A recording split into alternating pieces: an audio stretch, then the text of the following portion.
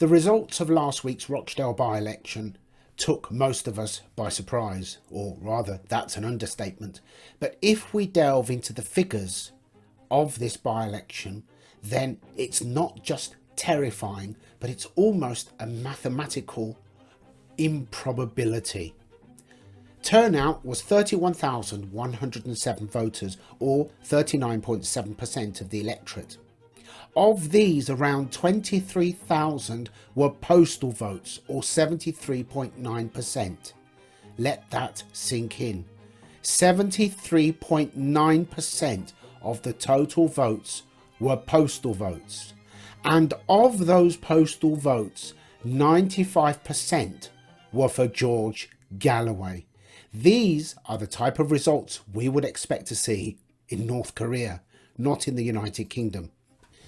At the last election, Labour and Conservatives polled 82.8% of the vote. This time they polled just 19.7%.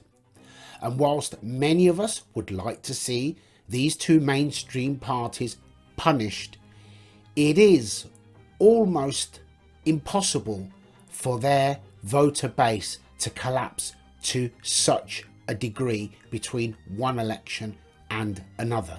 That's not to say it's impossible, but in the balance of probability, it's very, very unlikely. Has their vote collapsed to such a degree, or has a certain demographic hijacked this election? In a tweet by Julia Hartley-Brewer, there are two leaflets that were distributed last week for the George Galloway campaign, targeted at two completely different demographics. The first one, targeted at mainstream British voters, talks about supporting Britain, support for men and women, law and order, support for businesses, and so on. The type of narrative that we would expect to hear in a mainstream election. However, the second one, which was targeted at a certain demographic that makes up 20 to 25% of the electorate, had phrases in Arabic, references to Gaza, and support for Palestine. Yes, last week's election was fought along secular lines, with a large portion of the electorate having no interest in British politics, demonstrating that their allegiances lay with a far-off land in the Middle East and interfering in our electoral system for their own beliefs.